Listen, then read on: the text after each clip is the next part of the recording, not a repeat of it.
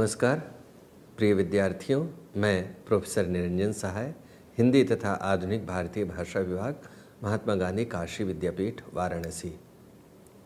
आज जिस विषय पर हम लोग बातचीत करेंगे उसका शीर्षक है हिंदी निबंध का सांस्कृतिक और वैचारिक वैशिष्ट्य।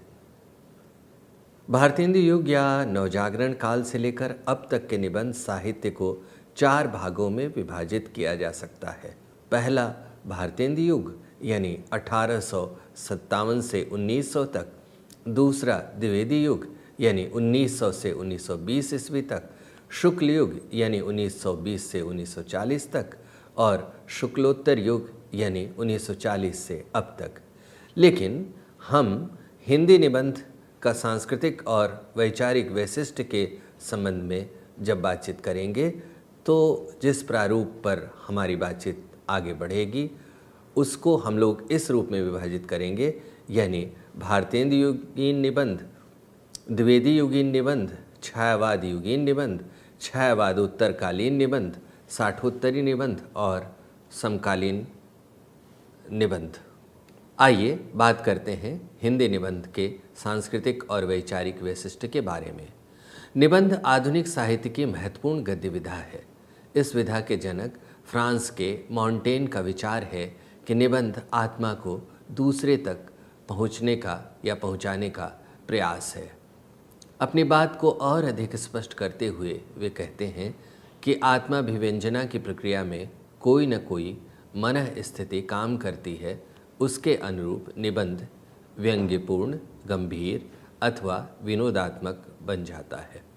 निबंध को हम सांस्कृतिक अस्मिता का प्रतीक भी मान सकते हैं। इस संदर्भ में डॉक्टर बच्चन सिंह का विचार है कि निबंधों के मूल में करुणा है, मानुष भाव है, मन का वैपुल्य है, अनासक्त जिजीविसा है, जिसमें भारतीय संस्कृति की अंतः सलीला का प्रवाह है। इस प्रकार निबंध चिंतन प्रधान कलात्मक विचारों का एक ऐसा पुलिंदा है जिसमें हमारी संस्कृति की मीठी सुगंध आती रहती है। आइए सबसे पहले हम लोग आधुनिक हिंदी साहित्य के पितामह कहे जाने वाले भारतेंदु हरिश्चंद्र के बारे में जानते हैं और यह समझने का प्रयास करते हैं कि क्यों उन्हें हिंदी साहित्य का पितामह कहा जाता है। हिंदी साहित्य में निबंध की शुरुआत भारतेंदु हरिश्चंद्र के निबंध लेखन से ही मानी जाती है। आपको आधुनिक हिंदी गद्य का निर्माता भी कहा जाता है। भारतेंदु जी के द्वारा कई कोटियों के निबंध लिखे गए, जैसे धार्मिक, ऐतिहासिक, साहित्यिक, भाषापरक, यात्रात्मक, आख्यानमूलक अथवा विचारात्मक जैसे विचारों पर आधारित निबंध। भारतेंदु युग में सबसे अधिक सफलता निबंध लेखन में प्राप्त हुई क्योंकि निबंधों का संबंध सीधे पत्र पत्रिकाओं से जुड़ा हुआ था। लेखकों के सामने अनंत विषय थे। संस्कृति, सभ्यता, समाज सुधार, आर्थिक दुर्दशा, धर्म, अध्यात्म, महापुरुषों की जीवनियाँ इत्यादि विषयों पर विचार प्रकट करते हुए पत्र पत्रिकाओं के माध्यम से निबंध साहित्य को खूब समृद्ध किया गया। इस युग के निबंधों की सबसे बड़ी विशेषता थी राष्ट्रीय सांस्कृतिक जागरण की चेतना का प्रस्तुतिकरण, क्योंकि यह साहित्य विधा तत्कालीन जीवन चेतना से सीधे जुड़ी हुई थी। इस युग का निबंधकार अपनी लेखनी से जितना सजग था उतना उपन्यासकार या नाटककार नहीं।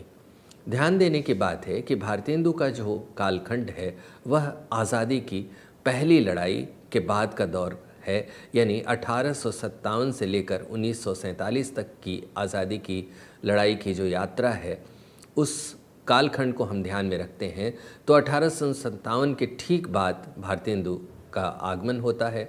लिहाजा उस दौर के निबंधों में अपने समय की चेतना या अपने समय के तनावों को प्रकट करने की चेतना भी नज़र आती है और यही कारण है कि भारतेंदु युग का निबंध अपने लेखन में अपने समय से गहरे संवाद की आकांक्षा रखता है और अन्य विधाएं जो उस वक्त लिखी जा रही थी उससे ज़्यादा अपने समय से निबंध विधा जुड़ती हुई दिखाई पड़ती है।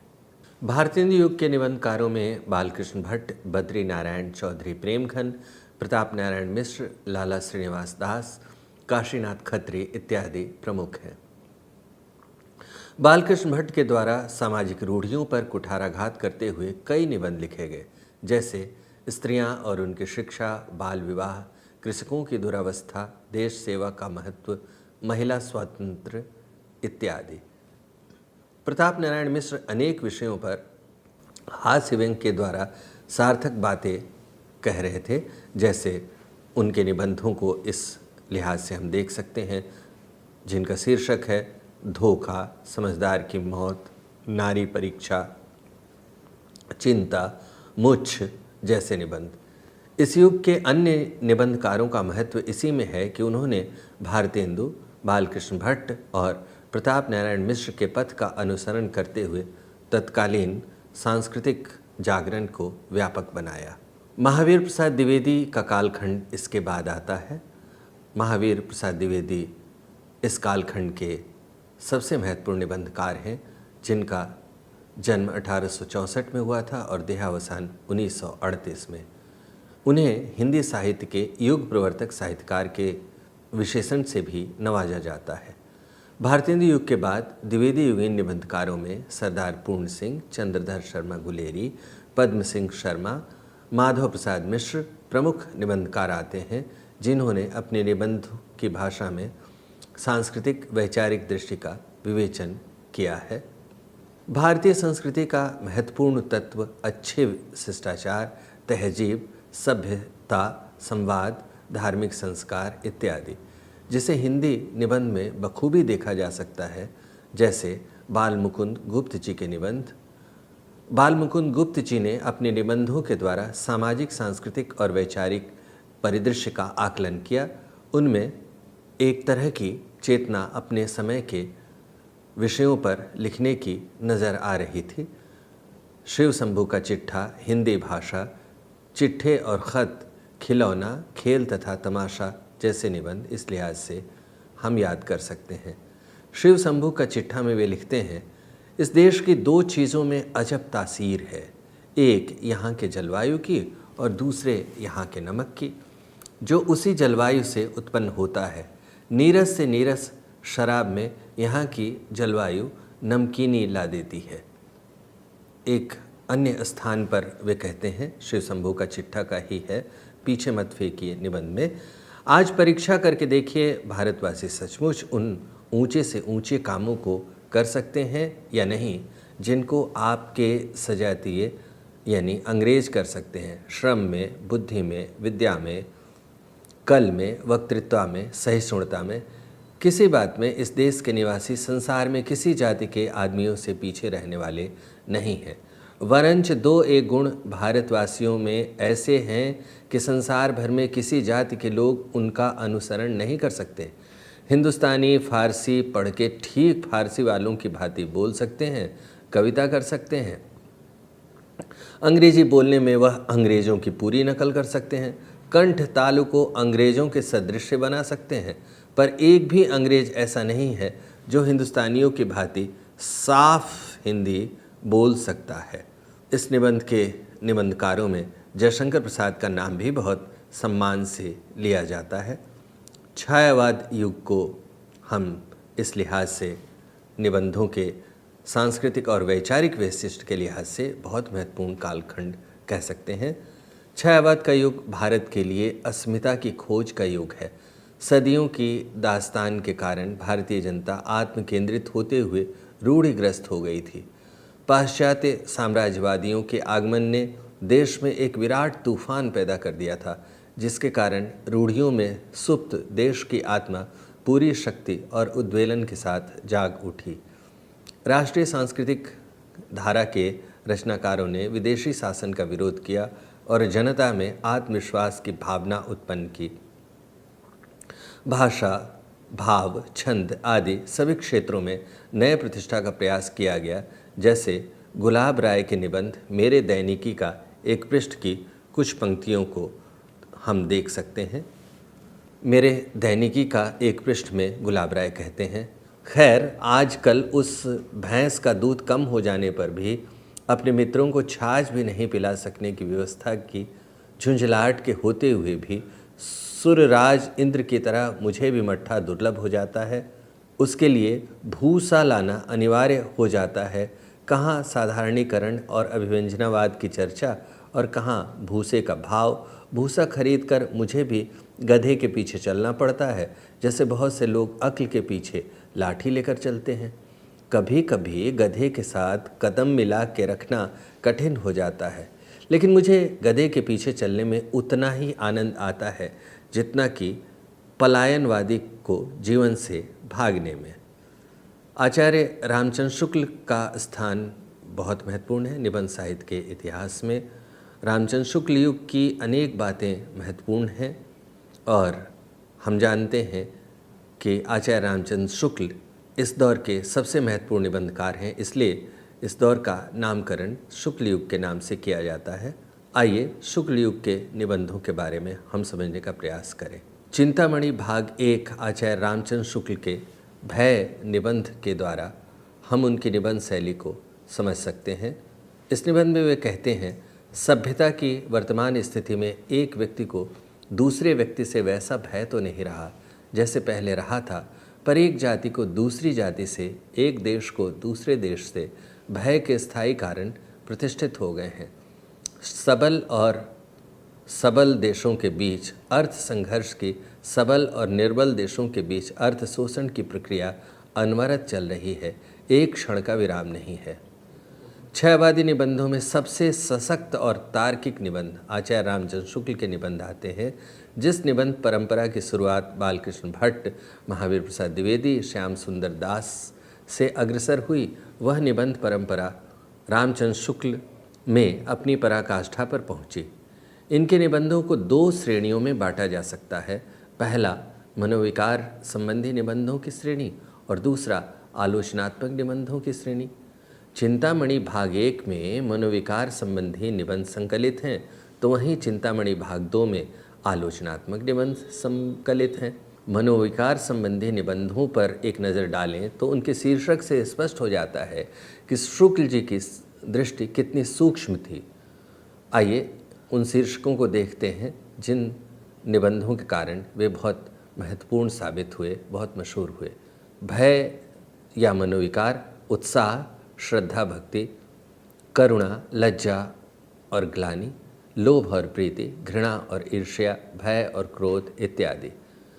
अतः यह कहा जा सकता है कि शुक्ल जी के सभी निबंध इंसानी संस्कृति के निबंध हैं, जिसमें वैचारिकता की झलक नज़र आती है। शुक्ल जी के समग्र निबंधों में भारतीय सांस्कृतिक सामाजिक दृष्टि कहीं भी विलुप्त नहीं हुई है। अधिकांश निबंधों के बीच बीच में वे गोस्वामी जी की रचनाओं का अंश उद्धृत करते रहते हैं। गोस्वामी जी यानी गोस्वामी तुलसीदास की रचनाएं। यह आकस्मिक नहीं है कि जिस समय ये निबंध लिखे जा रहे थे उसी समय प्रसाद की कामायनी भी लिखी जा रही थी। कामायनी के सर्ग हैं चिंता, श्रद्धा, काम, लज्जा, कर्म, ईर्ष्या, ईड़ा इत्यादि। शुक्ल जी ने इनमें से अधिकांश को अपने निबंध का विषय बनाया। एक ऐतिहासिक प्रक्रिया में दोनों रचनाकार एक ही विषय के संबंध में सोच रहे थे। सोचने की दिशाएं अलग अलग थी। एक निबंधों के शिल्प में सोच रहा था तो दूसरा कविता के शिल्प में इन विचारों पर मनन कर रहा था। इस काल में विषय प्रधान निबंध प्रौढ़ता के शिखर पर जा पहुँचे। फलतः वैसे निबंधों का लिखा जाना बंद हो गया। अतः कविता के क्षेत्र में जो वैयक्तिकता इस काल में आई, निबंध के क्षेत्र में बाद में पैदा हुई, क्योंकि कविता सबसे अधिक संवेदनात्मक विधा है। इसका पैना लेंस परिवर्तन को सबसे पहले पकड़ता है। निबंध या अन्य विधाओं में इसका प्रतिफलन बाद में होता है, जिसे हिंदी साहित्य में आधुनिकतावाद के दौर में देखा जा सकता है। आइए हम आधुनिकतावाद के दौर के लिखे निबंधों के बारे में देखते हैं कि उनकी परिधि किस रूप में और कैसे विकसित हुई है। आधुनिकतावाद वैश्विक प्रवृत्ति के रूप में स्वीकार किया गया। पश्चिमी आधुनिकतावाद दो महायुद्धों द्वारा विन्यस्त जीवन, अस्तित्ववादी दर्शन, फांसीवाद, पूंजीवाद, पदार्थीकरण की देन है। यह वायरस की तरह दुनिया भर में फैल गया। भारत में इसका प्रवेश 1960 ईस्वी के बाद होता है। फलतः यह तकनीक हिंदी में भी ग्रहण की गई। आधुनिकतावाद के दौर के पहले मनोविकार संबंधी निबंधों की दृष्टि को आचार्य रामचंद्र शुक्ल ने उत्कर्ष की चरम ऊंचाई पर पहुंचा दिया था। अतः आधुनिकतावाद के दौर में हिंदी निबंध अन्य दिशाओं की ओर मुड़ा। इस दौरान विचारात्मक निबंधों की तुलना में समीक्षात्मक निबंध अधिक लिखे गए, जैसे संस्मरण, रेखाचित्र, यात्रा वर्णन, रिपोर्टाज इत्यादि, परंतु इनके शिल्पगत विशेषताएं अपनी हैं। रेखाचित्र और रिपोर्टाज अपनी वस्तुनिष्ठता में संस्मरण की व्यक्तिनिष्ठता से अलग हो जाते हैं। व्यक्तिव्यंजक निबंधों में किसी न किसी तरह इन सभी का समावेश हो जाता है। निबंधों के विभिन्न रूपाकारों का विकास विशेष ऐतिहासिक संदर्भों में होता है। इतिहास के बदल जाने पर महापुरुषों के संस्मरणों द्वारा उनके गुणों पर प्रकाश डाला जाने लगा। ज्यों-ज्यों प्रतिभाभंजन की प्रक्रिया आगे बढ़ती गई, त्यों-त्यों लोगों की दृष्टि लघुमानों की ओर भी मुड़ती गई। इन छोटे छोटे मनुष्यों के कुछ ऐसे मार्मिक पहलू उभारे गए जो तथाकथित महापुरुषों में नहीं दिखाई पड़ रहे थे। इन संस्मरणों में आदमी की बुनियादी इंसानियत को उभारने का प्रयास किया गया। जैसे महादेवी वर्मा के अतीत के चलचित्र में ऐसे ही मामलों के संस्मरण एवं रेखाचित्र हैं। संस्मरणात्मक निबंधों में प्रमुख निबंधकार आचार्य हजारी प्रसाद द्विवेदी जी थे। इनके ललित निबंधों में सांस्कृतिक विरासत के वर्चस्व के साथ साथ नवीन जीवन बोध, उत्कट जिजीविषा, नई सामाजिक समस्याओं के बीच रह पाने की ललक सर्वत्र दिखाई पड़ती है। देश काल की नई से नई गत्यात्मक विचारधारा से द्विवेदी जी अपने को सहज रूप में ही जोड़ लेते थे।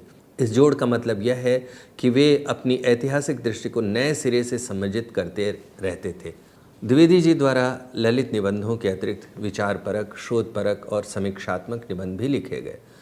आचार्य हजारी प्रसाद द्विवेदी का निबंध लेखन इस लिहाज से बहुत महत्वपूर्ण है कि उनमें परंपरा की जिजीविषा के तत्वों को एक सर्जनात्मक दृष्टि से देखने का प्रयास किया, जिसके कारण मनुष्य की जिजीविषा को रेखांकित और रूपांतरित करने में काफ़ी सहायता मिली। 1975 ईस्वी के निबंधों में अगेय जी के निबंध सर्वाधिक पाठकों का ध्यान अपनी ओर आकृष्ट करने लगे। इनके समीक्षात्मक निबंध साहित्य के सवालों को साहित्य में उगाकर ही नहीं काट रहे थे। उनके लिए सवाल मानव संस्कृति से जुड़े महत्वपूर्ण सवाल हैं और इन सवालों के लिए रचनाकार अगेय जी की साहित्य दृष्टि बहुत गहरे तक जाती है। इनका साहित्यिक चिंतन इतिहास, संस्कृति और परंपरा का एक वाद्य यंत्र है। इसमें सिर्फ कला या साहित्य की एकल तान नहीं है, अपितु साहित्यिक विवेक और संस्कृति मंथन इसके गहन, जटिल, अनिवार्य प्रक्रिया है। इसलिए इसमें से विचार संवेदना की नई ऐतिहासिक दृष्टि, मूल्य दृष्टि का विकास आधुनिक दृष्टि के भीतर से पक कर होता है। अगेय के निबंध इस लिहाज से बड़े महत्वपूर्ण माने गए और उन्होंने लोगों को आकर्षित भी किया अपने निबंधों के द्वारा।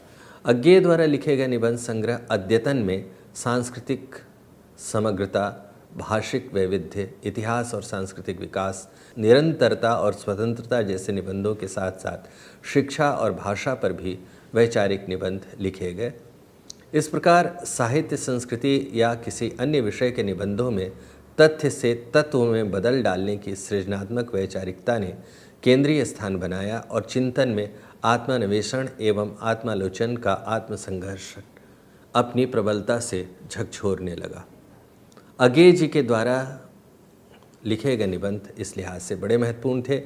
उनके साथ साथ कुबेर नाथ राय, विद्यानिवास मिश्र, निर्मल वर्मा, रमेश चंद्र शाह, शरद जोशी, जानकी वल्लभ शास्त्री, नेमीचंद जैन, विष्णु प्रभाकर, जगदीश चतुर्वेदी, डॉक्टर देवराज सिंह आदि ने अपने निबंधों के द्वारा हिंदी परंपरा को यानी हिंदी निबंध परंपरा को न केवल आगे बढ़ाया बल्कि उसमें कुछ ऐसे विशिष्ट प्रयोग किए जो हिंदी निबंध की शक्ति एवं संभावनाओं के प्रति आश्वस्त करते रहे उस समय में।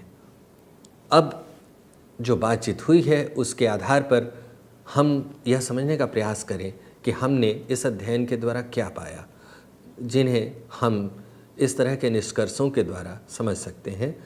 आज हिंदी निबंध अधिक एकाग्र, आत्मदान प्रेरित विधा के रूप में गतिशील है और निबंधकारों की वृत्तियां गहरी एकाग्रता से केंद्रित जान पड़ती हैं।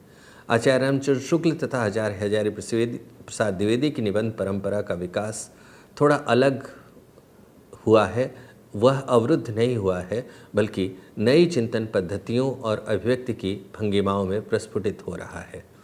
निबंध की रचनावृत्ति रोमांटिक भावावेग के विधा से बाहर निकलकर गैर रोमांटिक बौद्धिक रुझानों की ओर झुकती दिखाई पड़ रही है। आज जटिल राजनीतिक परिस्थितियों पर भी व्यंग्य शैली में वैचारिक गहनता से निबंध लिखे हुए नजर आ रहे हैं। वर्तमान में कोई ऐसा विषय भी नहीं है जो निबंध की व्यापक परिधि के अंतर्गत समाहित न हो पाता हो। जैसे संस्कृति का शेषनाथ निबंध में कुबेरनाथ राय ने लिखा है, अफसर, नेता, डॉक्टर, इंजीनियर, ठेकेदार, दुकानदार, शिल्पी, मजदूर, सबका भविष्य उज्जवल से उज्जवलतर होता जा रहा है। इस प्रगति के महापर्व में यदि किसी की अधोगति है तो वह है किसान की। किसान से मेरा तात्पर्य हरित क्रांति के मालिकों से नहीं, बल्कि छोटे छोटे किसानों से है। ये छोटे छोटे किसान गृहस्थ ही संस्कृति के शेष नाग हैं और सबका भार वहन करने के लिए अभिशप्त हैं। इस तरह निबंधों की ऐतिहासिक यात्रा से जब हम गुजरते हैं तो पाते हैं कि हिंदी निबंध में सामाजिक, सांस्कृतिक और राजनीतिक चेतनाओं के चित्रण के साथ ही साथ मनुष्य की जिजीविका की यात्रा का वर्णन है। अपने समय से टकराने की कल्पना भी वहाँ दिखाई पड़ती है, एक संकल्प भी नज़र आता है और अपने समय के पुनर्सृजन का प्रयास भी दिखाई पड़ता है। निबंधकारों की बातचीत, उनके सांस्कृतिक सामाजिक सरोकारों की बातचीत तब तक अधूरी रहेगी जब तक हिंदी निबंध के व्यंग्यपरक निबंधों की तरफ हम एक नज़र न डाल लें। जो व्यंग्यपरक निबंध हैं वे निबंध अपने समय की दुरभिसंधियों का या अपने समय की जटिलताओं का या अपने समय की विरूपताओं का गहन आकलन करते हैं और इस आकलन के दरमियान जो साहित्यकार है उसकी दृष्टि अपने समय के विश्लेषण करते हुए जिस मनुष्यता बोध के साथ आगे बढ़ती है, उस मनुष्यता बोध में पाठक की जो दृष्टि जाती है तब उसमें एक जिजीविषा का भाव पैदा होता है और अपनी निराशाओं से लड़ने का संकल्प भी उसके भीतर पैदा होता है। इस लिहाज से हम अनेक निबंधकारों को देख सकते हैं। हरिशंकर परसाई के निबंध इस लिहाज से याद किए जा सकते हैं और परसाई जी के निबंधों में हास्य व्यंग्य के माध्यम से अपने समय को समझने की एक ललक नज़र आती है। हिंदी निबंध का जो सांस्कृतिक और वैचारिक वैशिष्ट्य है उसकी यात्रा में अनेक निबंधकार शामिल हैं। यह संसार इतना विपुल है कि ऐसा संभव है कि इस बातचीत में कुछ नाम रह गए हों, लेकिन उन निबंधकारों की अपनी विशेषता है, उनकी सफलता के अपने पैमाने हैं। यहाँ प्रयास यह किया गया कि जो प्रमुख निबंधकार हैं उनके माध्यम से निबंध की जो इतिहास यात्रा है उसे समझने का, उसे प्रकट करने का प्रयास किया जाए। हम पाते हैं कि भारतेंदु युग से शुरू होने वाले निबंधों की जो यह यात्रा है उसकी सांस्कृतिक यात्रा जो है, उसकी जो भावात्मक यात्रा है, उसमें अनेक तरह के आस्वाद सम्मिलित होते रहे। आरंभ में इस आस्वाद को हम उस साम्राज्यवादी प्रतिरोध की चेतना से संघर्ष और संकल्प के रूप में देख सकते हैं जिसे भारतीय जीवन मूल्यों ने अपने ऊपर आक्रमण करते हुए देखा था, यानी पाश्चात्य या बरतानी हुकूमत से। और जब विदेशी आक्रांता किसी देश में जाते हैं तब उस देश में यदि लेखन की परंपरा शुरू होती है तो उसका एक बहुत ही प्रिय सिरा होता है कि वह अतीत की ओर जाए और अतीत से वैसे मूल्य ढूंढ लाए जो उसे भविष्य दृष्टि निर्मित करने में साथ दें। इस लिहाज से ऐतिहासिक यात्राओं की एक ललक भी दिखाई पड़ी है निबंधों के संसार में, और जो सांस्कृतिक और वैचारिक वैशिष्ट हैं उसमें यह पक्ष जुड़ता गया। छायावादी निबंधों में भी एक तरह की जो रोमांटिसिज्म की भावना दिखाई पड़ती है, वह अपने समय को फिर से सृजित करने की आकांक्षा के रूप में नज़र आती है। आधुनिक काल में आधुनिकता के संवाद के द्वारा अनेक तरह के बदलाव दिखाई पड़ते हैं और दुनिया भर की ज्ञान परंपराओं से भारतीय ज्ञान परंपरा की जब मुठभेड़ होती है तब इस मुठभेड़ से आधुनिकता और भारतीय ज्ञान परंपरा दोनों के समन्वय से एक अलग तरह की दृष्टि प्रकट होती हुई नज़र आती है। इस प्रकार हिंदी निबंध की जो विकास यात्रा है उसका जो सांस्कृतिक और वैचारिक वैशिष्ट्य है वह अनेक दिशाओं में बढ़ता हुआ, विकसित होता हुआ नज़र आता है। धन्यवाद।